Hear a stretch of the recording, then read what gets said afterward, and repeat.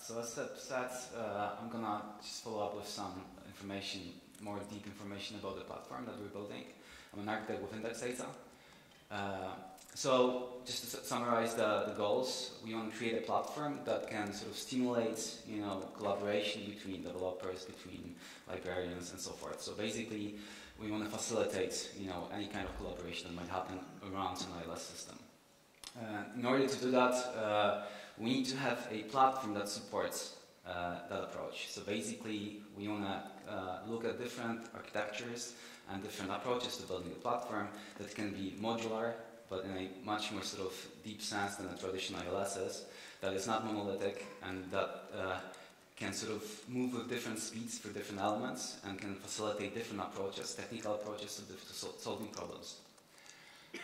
So how do we plan to achieve that? Well, we want to have a platform that is extensible.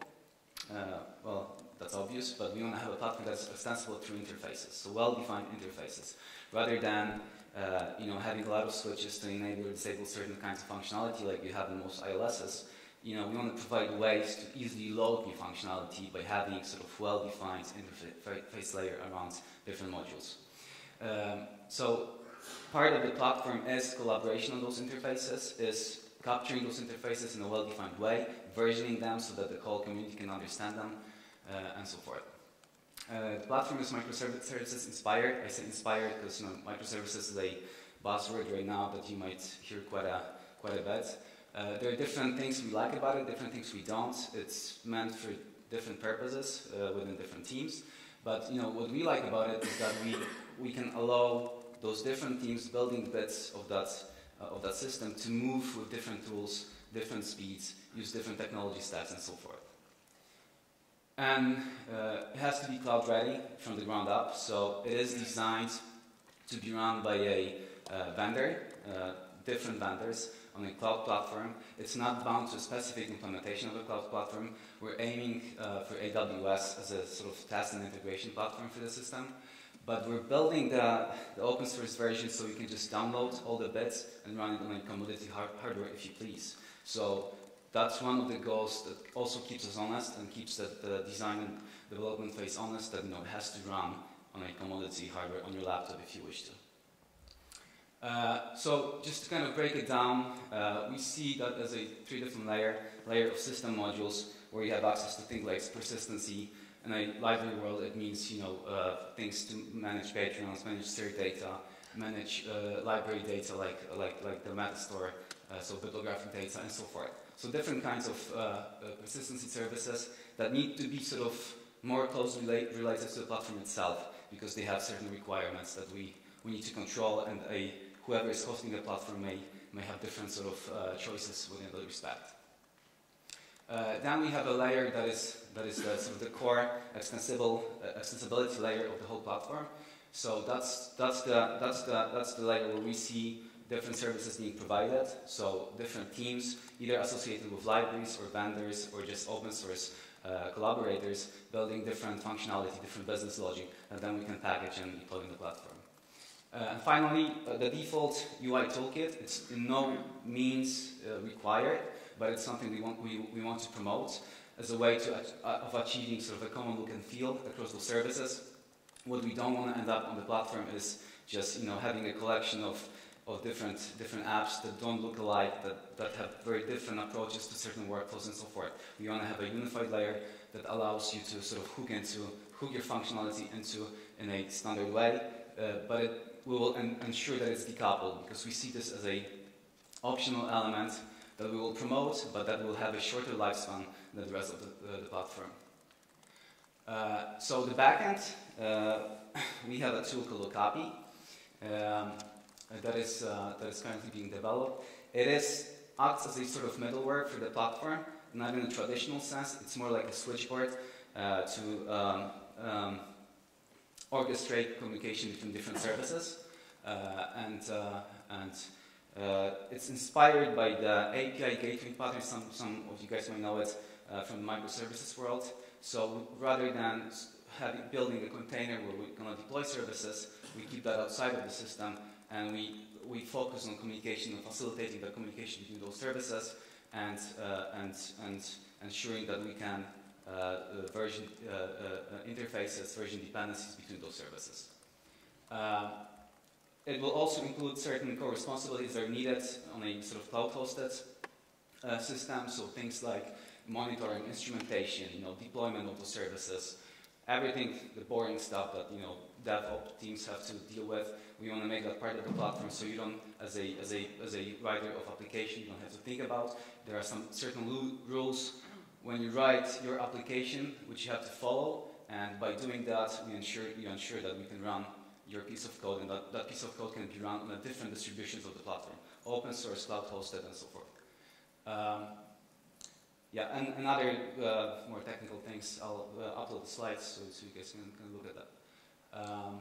So what's in Okapi? Okapi is a half zebra, half giraffe, and it's we used to have a tool at Index Data called Zebra, so that seemed like a natural progression. But it's also an OK API, so that's good. So implementation details. So we're building Okapi with a tool called Vertex. It is an extremely fast, non-blocking toolkit written in Java. It has the same approach to networking as some of you guys might be more familiar with Node.js. So it's highly asynchronous.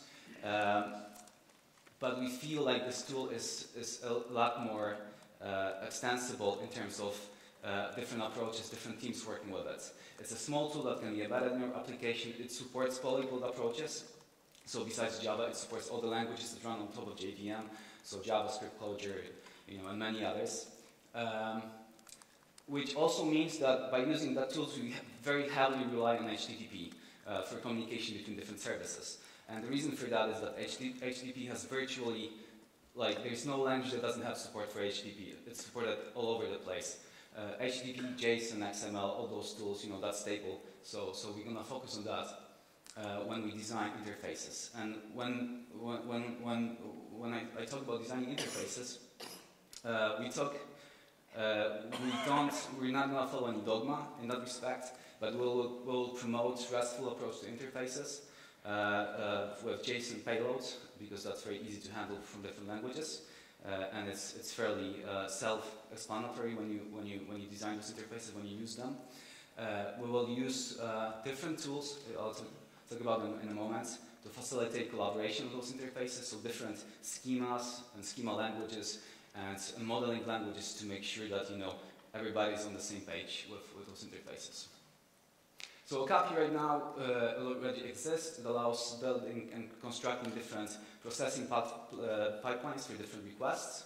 So modules can sort of announce new functionality, can provide it, can hook into some processing pipeline like a library workflow, and that's pretty much the goal of the tool.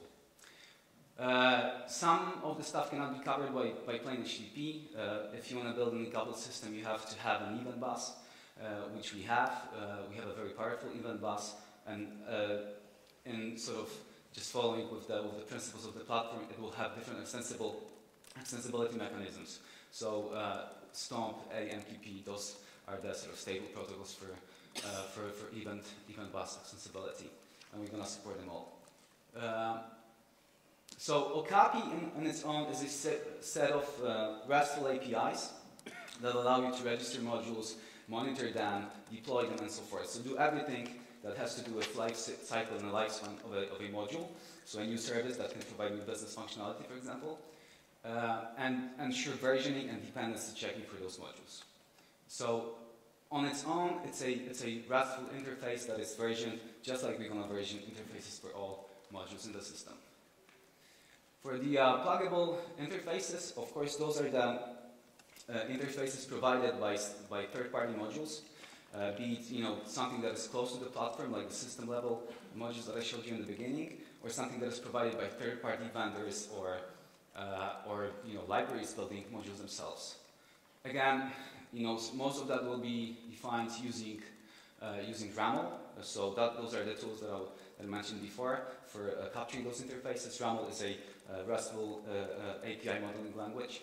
It's a very easy to understand, very easy to communicate between developers and libraries and less technical people. Language to sort of communicate on on the APIs and how do those APIs look like, how are they documented, and what they mean in a semantic way. So we'll use that heavily. It's sort of a obligatory part of the project. And then for describing the data models, we'll use JSON schema.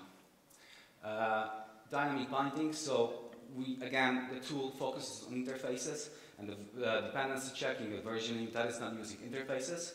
But one interface can have multiple implementations. So we want to facilitate mixing and matching different modules that provide the same kind of interface that is, being versioned in a collaborative way, but with different implementations. So we could mix and match different modules from different vendors, for example. So on the server side, so I should probably. That's fine to start here. So so on the server side, we see the module as a self-contained HTTP service that we deploy, that runs on the server, that can be written using virtually any language, any technology stack. We'll promote certain approaches here and make it easy for people to create them, very quickly by reusing what we have, the building blocks we provide. But in reality, you'll be free to do whatever you want. So as long as you comply with certain requirements that we impose on those modules, like, there are certain ways in which you have to report instrumentation, certain ways in which you have to accept requests and respond to them. As long as you can sort of comply to that, you'll be a module that, you will produce a module that can be compliant with the platform and run on the platform. So again, that's a set of hooks that the module has to implement. All of them are documented and described in RAML. And JSON schema for the data part. The modules have to be stateless, so I mentioned that we're building the system to be cloud ready from the beginning, so the assumption is that it can be easily scaled, auto-scaled in certain conditions, so we can easily build up new instances of a given module and provide increasing support for increasing loads. So there will be certain guidelines with which you have to create your module, and we'll provide a library of persistency services where you can store your data from your module. So things ranging from a SQL database to a Bitframe triple store. All right. The client part. So that's the sort of common layer, the toolkit that you have seen on top of the diagram. So we're in parallel we're building a UI toolkit that will allow people to very quickly build interfaces, providing their own widgets, but also reusing widgets from others. We're building that toolkit based on a sort of rich client technology as a single-page application. So it will entirely run in the browser, support all technologies that can be run, that can be run within the browser, and we're currently building that on top of React and Redux, which are pretty well-known JavaScript libraries for building user interfaces. We're sort of designing that as a leaky abstraction, so you will be able to hook into those libraries directly if you need to, but we'll provide a layer of sort of declarative layer where you can easily sort of express your data needs or the forms you need to build and so forth, so to sort of make it easier. But for cases where you need to, you'll be able to hook directly into the power of React and Redux.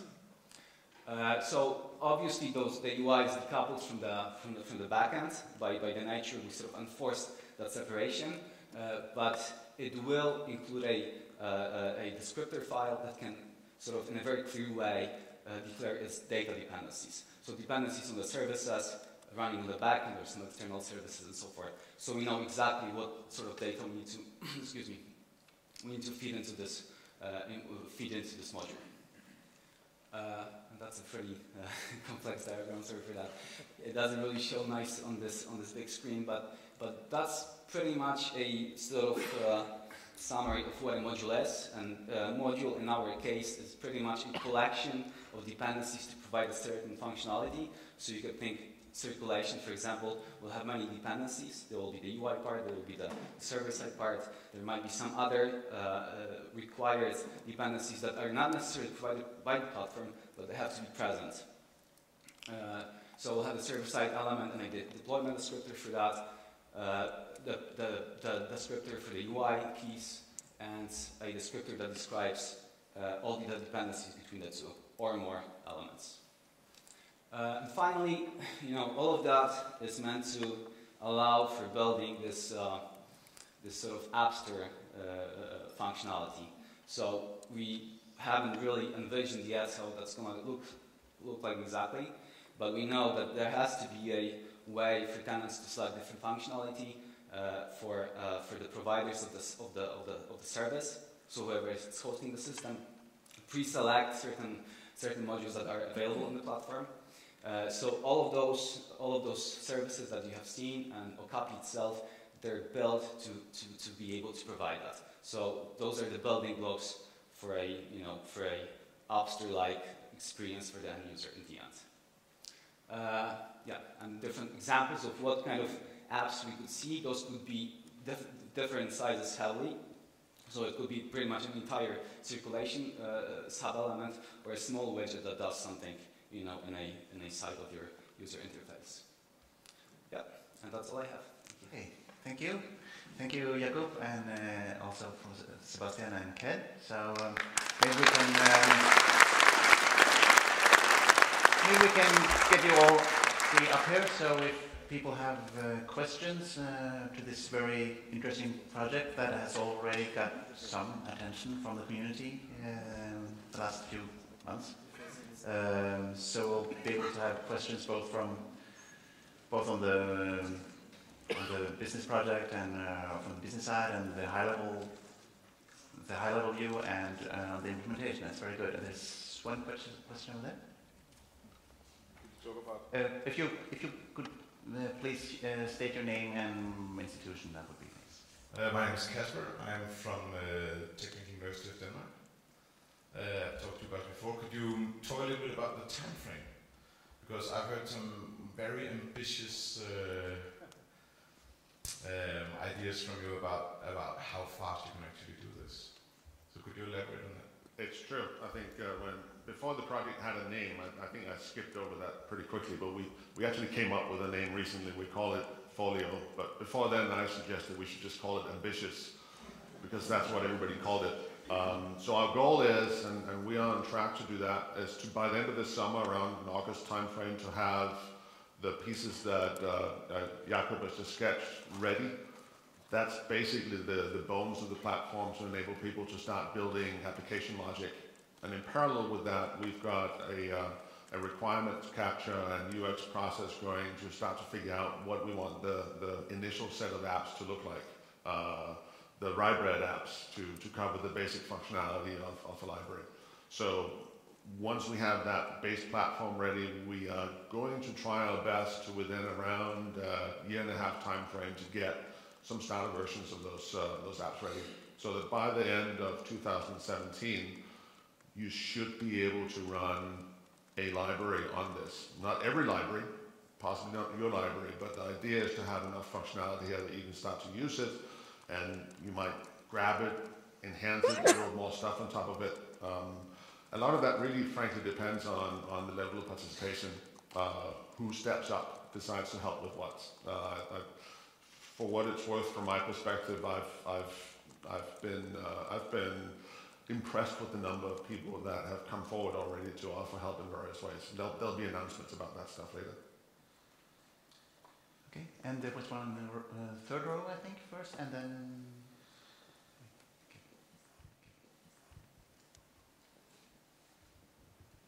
I'm Johan Stapel from the Netherlands National Library. Thank you. It was a kind of a roller coaster ride you took us on, Jakub. But I remember 1 or 2 seconds you said Bitframe triple store, and then you went on. So yep. I kind of hung onto that. Mm-hmm. So I have a question: why Bitframe? What's the function of the triple store? Perhaps you can explain a little bit. So the very quickly, I think the reason we skip over it is that we're still trying to figure out exactly what role a triple store linked data in particular plays within the system. So there's a group of people from a variety of libraries that are helping us explore that.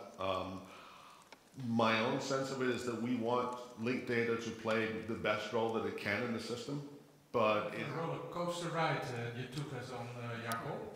but I remember some 1 or 2 seconds you said Bitframe triple store, and then you went on. So Yep. I kind of hung onto that. So I have a question: why Bitframe? What's the function of the triple store? Perhaps you can explain a little bit. So the very quickly, I think the reason we skip over it is that we're still trying to figure out exactly what role a triple store linked data in particular plays within the system. So there is a group of people from a variety of libraries that are helping us explore that.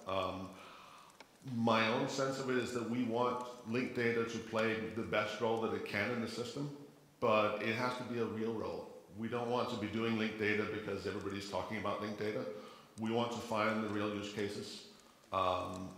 My own sense of it is that the big role it can play is most likely in the area of the catalog model, but that also assumes some pretty huge changes in terms of how different players in the industry act.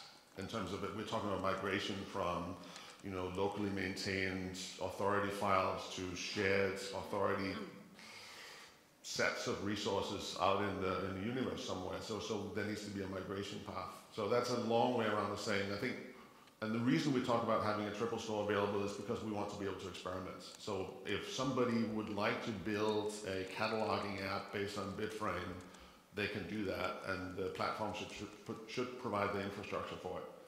We don't have the full and complete answer at this point of, well, what does a heavily linked data-oriented library service platform look like? I don't think anyone knows. And so we're trying to make smart decisions based on not very much information at this point. So if you take it out, it won't fall flat on the floor? Nope. Okay. No.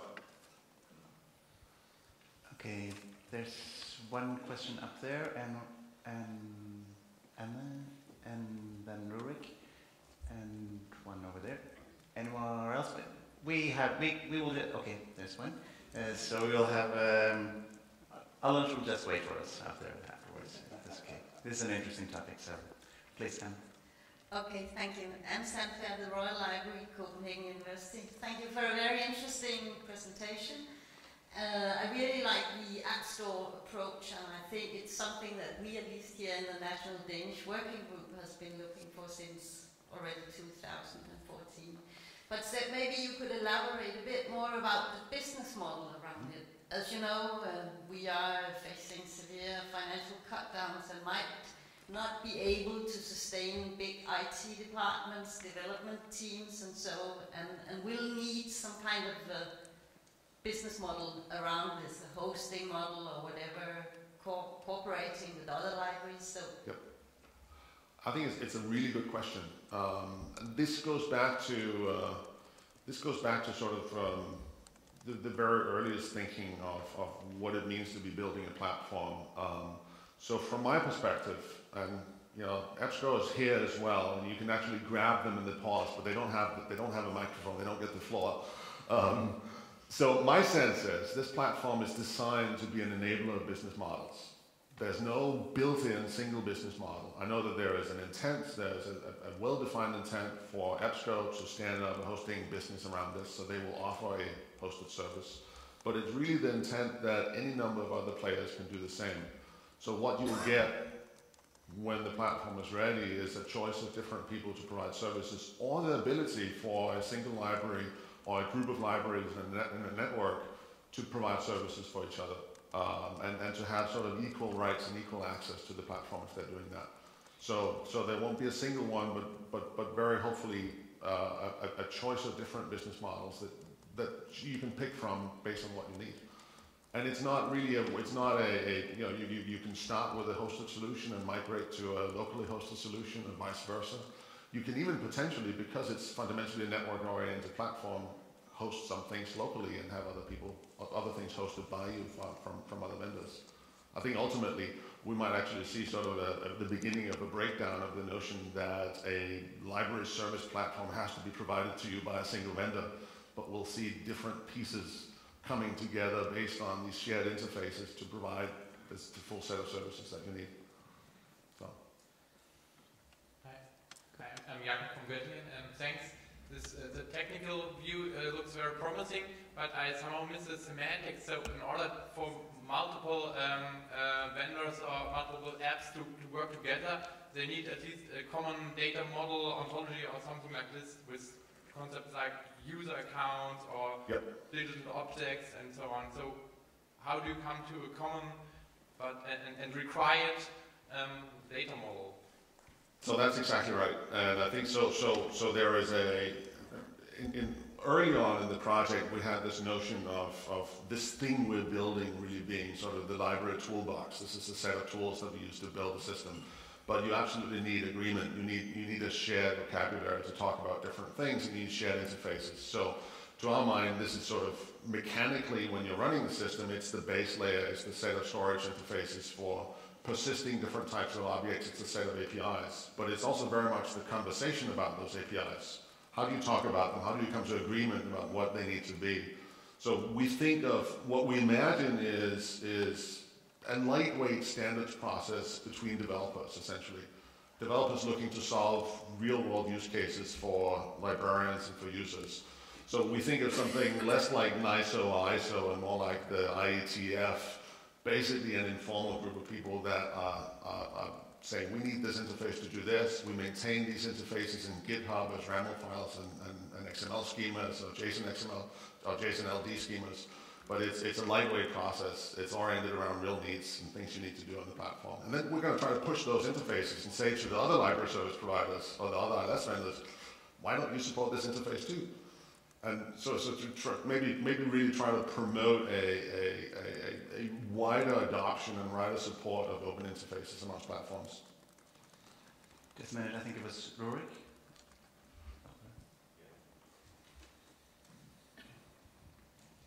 Yeah, hi. You said just before that you wondered how a linked database system would look, and that is how it looks, from the bottom to the top. And I was watching your presentation, I have to say I'm very impressed, because you've made most of the choices we made about 2 years ago. And it's interesting, because a lot of these are obvious choices, I think. I'm glad to see that the Java platform is coming into index data stuff. That makes me very happy to see.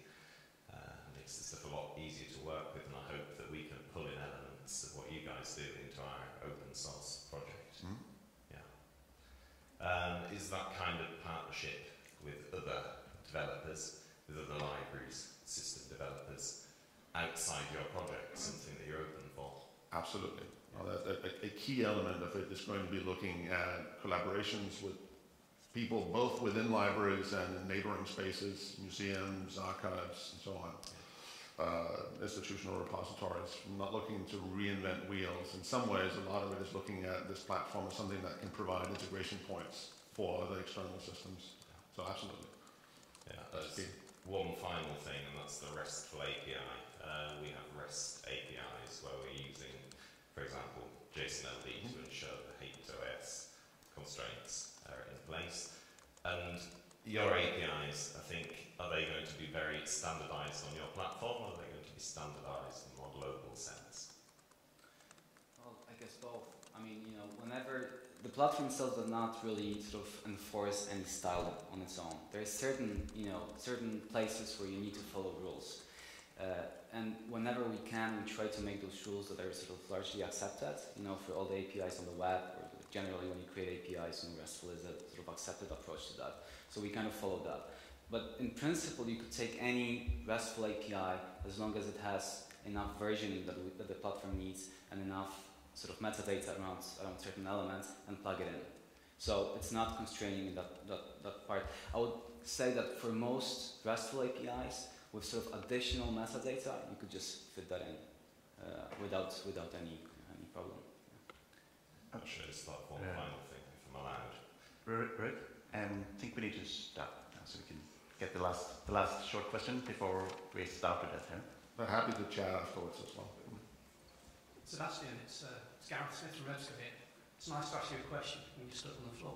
And this is actually a selfish question on my part to save me answering any questions that might come from the audience.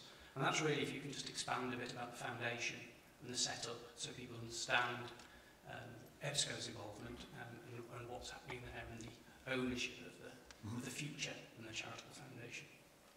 So you talk about the institutional Yes. construct around the project. Yes. So very briefly, the idea for this project really came from, in a sense, it grew out of Qualio's initial project to build a platform. It was inspired by that same initial vision of an open and extensible platform, but also realizing that the actual result of that project had been less than what they had hoped for. So EBSCO came in originally as a partner in Qualio, then said, let's try again, and created, offered up essentially the funding to make this happen. So what is being spun up and created is a foundation, the Open Library Foundation, which will be co-managed initially by EBSCO and the OLE libraries, and will eventually be open to other institutions, which will be the home to this project, and we hope, I think, an incubator for future types of innovation projects and libraries. That foundation will own the IP, but again, since the project will be entirely based on the Apache 2 license, the ownership of the IP actually doesn't matter a whole lot, because anyone can take it. If we don't do a good job maintaining and supporting the software, somebody else can take it and make it their own project. So our goal really is to stay, in the game and pushing and improving this so that people don't do that. Does that? Yep. So the important thing to realize really is that EBSCO's role was to take the initiative, to put the idea out there, to offer the funding, but they're not running the project. It's not an EBSCO ILS, it's EBSCO and OLE libraries and us participating and really trying to create a community and a collaboration around this basic idea of an open and extensible library service platform. All right. Thank you. Thank you very much, all three of you. Thanks.